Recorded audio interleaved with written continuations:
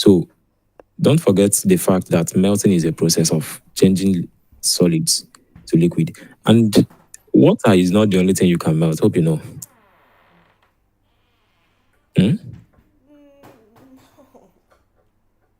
There are so many things you can melt. You can melt metals, your iron, yeah, iron, aluminium, I mean, every I one of know them. some things you can melt too.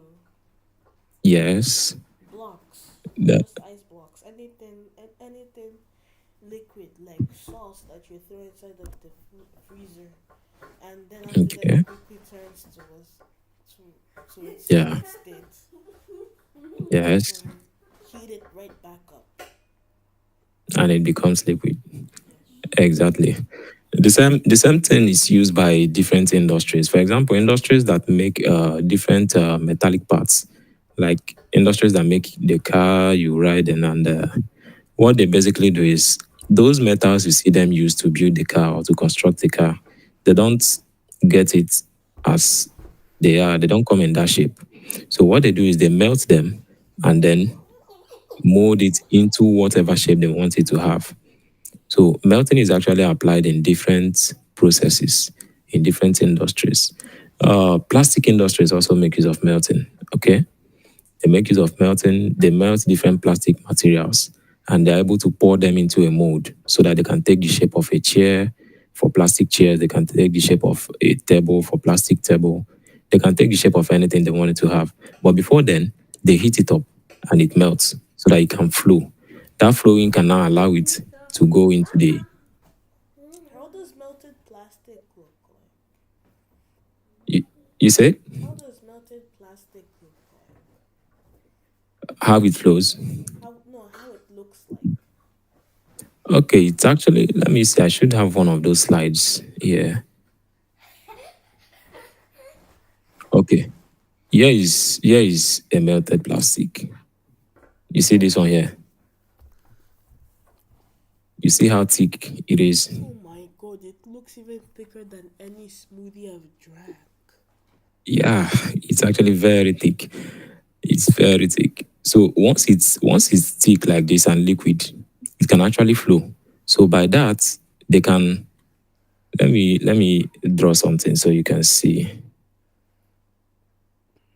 That side is for your drawing board. Damn. Yeah, let me bring out something. Let me show you how they do it. Now, this is what happens. After, let's say this is the machine or the metal container in which they melt the the Plastic. plastic. Yeah, now this is your source of heat. So after the melting, what happens is that from this end, from one end, they can inject the plastic, the liquid plastic, into a mold. Now let's say they want to have something that looks like this, a shape that looks like this. Now what do they do? They bring a mold. This is the mold. Inside it here will be curved, just like the shape they want to have. And then this is another metal that covers here.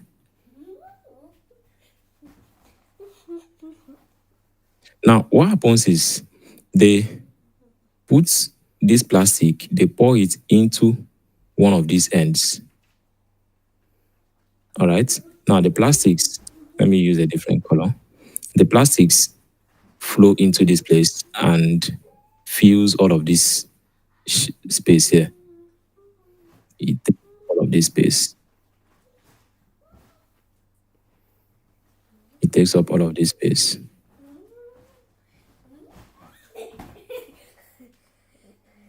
Now, once it gets filled up, they can notice it from this other end that it has filled up.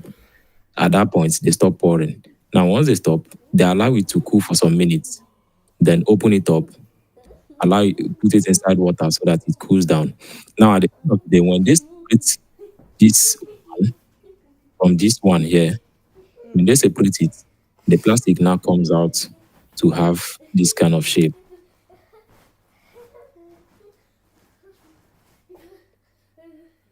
It comes out with that shape that the mold has. That's actually how every plastic product is molded. That's actually how every plastic product is molded. So they can actually apply the melting process into so many different things to get different products. Okay. Yeah. So that's it. Then the next we have is okay, wait.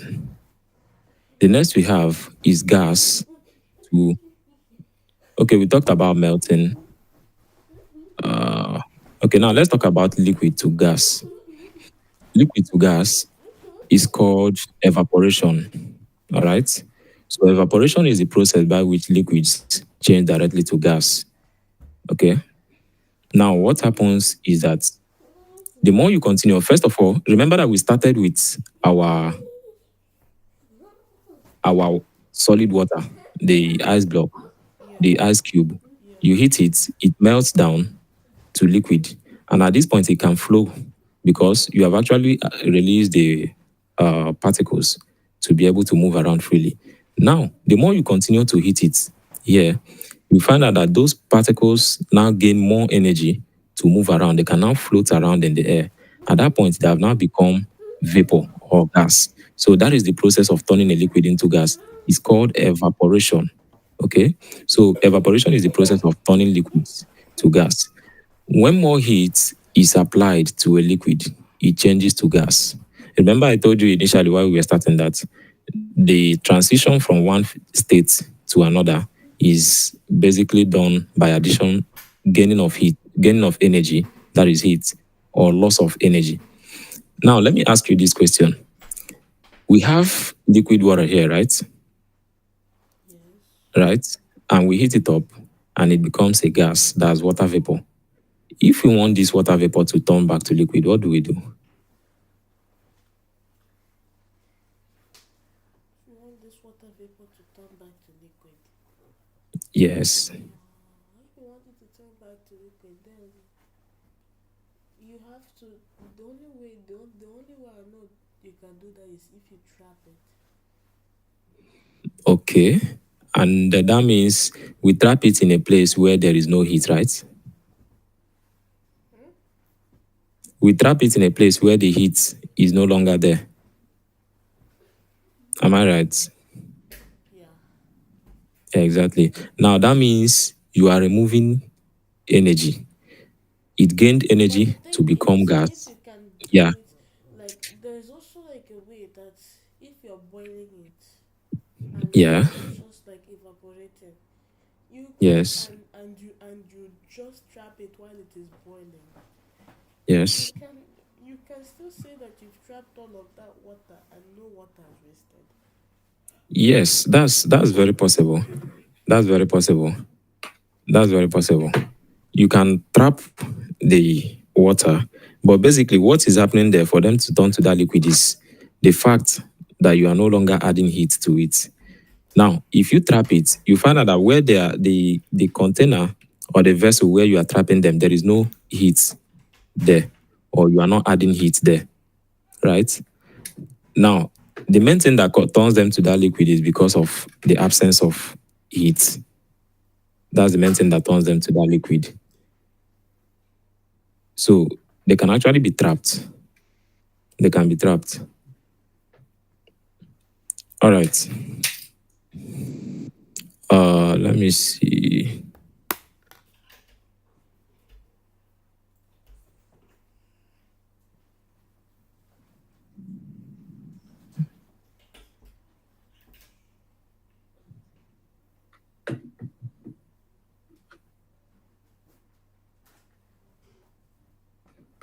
Okay.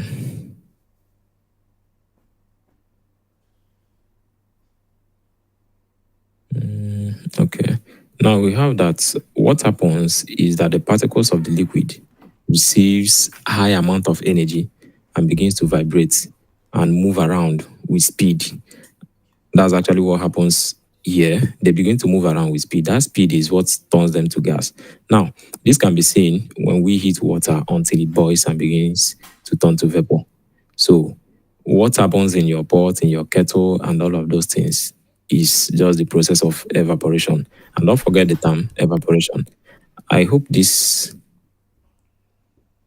video can be able to play. I just hope so. Your browser's up to date. Wow.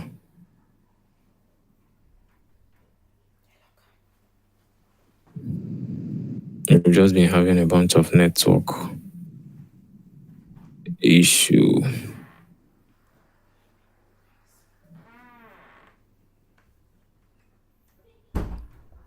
Alright, so just click the link and we hope to see some progress. I don't know why this network is just a problem for me here today. All right, let's move ahead. Hopefully, later one of them will play.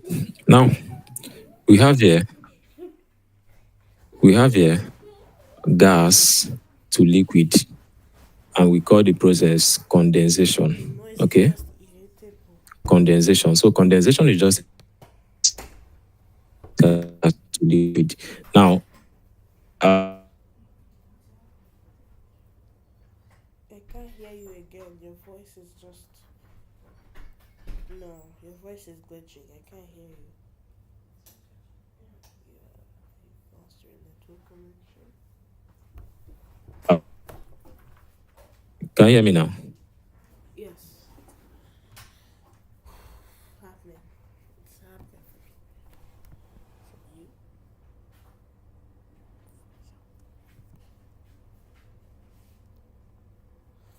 And again, it's still here.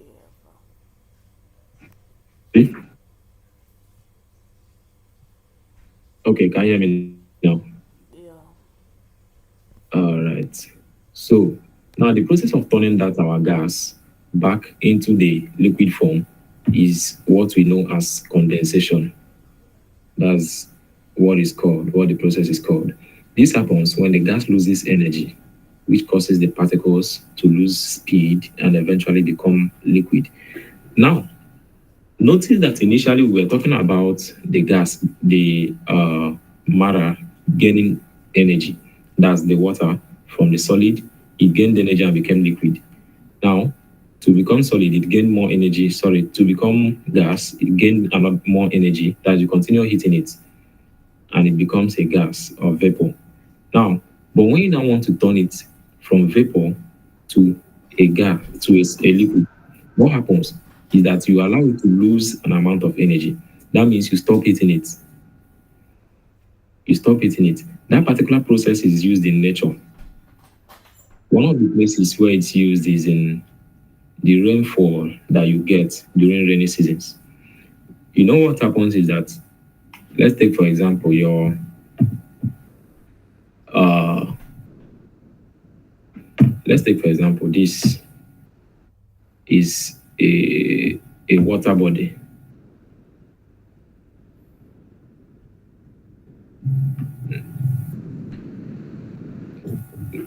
Let me show you this. Okay. Now, let's say we have a water body. This is a particular river. Okay. Now, if during the day when the sun is shining, what happens is that the sun heats up this water by shining on it. It heats up the water. And at the end of the day, what happens is that some of the particles of this water turns to a gas. Let's say this is a water body. Maybe your sea, the stream, the ocean, whatever water body you might call it. Now, some of the particles of this water turns to a gas. All right. Now, they move up to the atmosphere. They move up to the atmosphere, into the sky. They move into the sky. Now, Up there in the sky, when they begin to lose energy, those gases start coming together. Remember, the particles of a liquid is more close to each other than that of a gas, because a gas can actually move haphazardly. They can move to different directions. What happens is that when they begin to lose energy, they begin to come together. And that coming together makes them form what we call cloud. The cloud you see above you when it wants to rain. Different water particles begins to turn to cloud. All right. Now, when they continue to lose energy, they turn to liquid. Now, when they turn to liquid, the sky cannot be able to hold them again. They begin to drop as rain. They begin to drop as rain. So, the same, what happens in nature is just science. It's just the process of evaporation and condensation. Here, when the water body is being evaporated, that is the process of evaporation, liquid turning to gas. Now, when those gases loses an amount of energy, they begin to come together again to form back liquid. And then, after forming liquid, they now begin to fall back. And that process is what we call condensation. So, two processes occur in nature: evaporation and condensation. Hope you understood that. Yes. Okay. There's no question on that. So is there any confusion on this explanation? Hmm?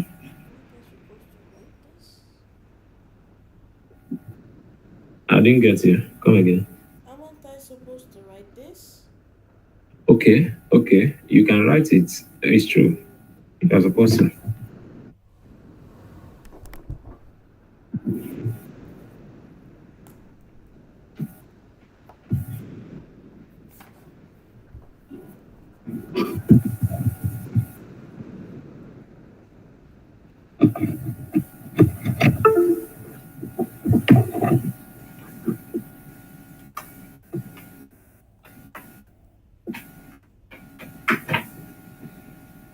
When you're done, let me know.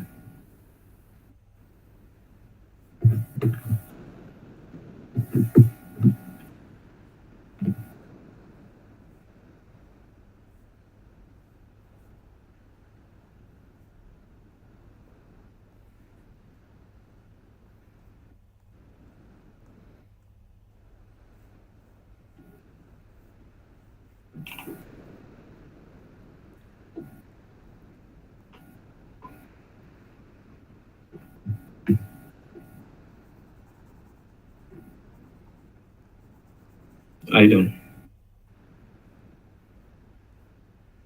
Hello? Obi? Are you done? Yes. Okay, so can we move on? All right.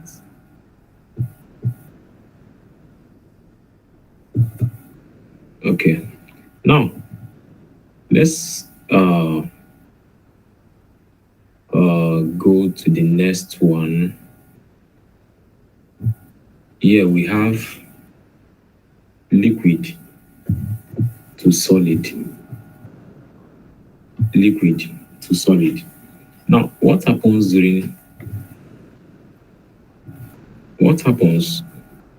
when, or what's the process called when liquid is turned to solid? That's called freezing. And I'm sure you are very, very familiar with that one. Freezing is the process where a liquid turns into a solid as its temperature drops. Okay, so to turn the water that we have into solid, you make it lose energy, and that losing of energy is what causes the temperature to drop. How do you do it? You can put it inside your freezer. All right. Now, if it stays inside the freezer, you find out that the heat that the water has that has kept it as a liquid, it loses all of it. The temperature drops so much and it becomes so cold. And while becoming cold, what happens is that it begins to turn to solid gradually until all the water or the liquid waters become an ice water. So that process is what we know as freezing. All right. Some can as well call it solidification, but the major term you hear is freezing. Okay. Now, when the liquid loses so much heat or heat energy, the particles lose the ability to flow freely. Then they become compact. When it loses that amount of heat energy, the particles do not have enough energy again to move around. And because of that, they hold closer to each other, being rigid. They can't flow around again, they can't move around again, they can only vibrate at a point. At that point, they become a solid. Now, this close packing of the particles changes it from liquid to solid, okay? Now, in this, okay, now from there, in these two images we see here, which one can you say is a liquid? Which one can you say is a solid? The one that's so tightly packed, that one that's, I mean, both of them are packed, but like the one that is like way like it's not even it doesn't it's not like all over the place. The one that's like in lines in rows. That one is one I would This say is a one. solid, yeah. And that one is a Exactly. liquid. Exactly. So when you look at the particle diagram, you know which one is a solid, which one is a liquid Yeah. because of the packing. Yes, exactly. All right, let's move on. Again, we have another process that is the process of solid turning directly to gas. Do you believe that? Solids can actually turn direct to a gas. Oh, Let's take, yeah, it can happen. Sublimation, that is what it's called. honestly, there is no way that can happen. It can. Let me see if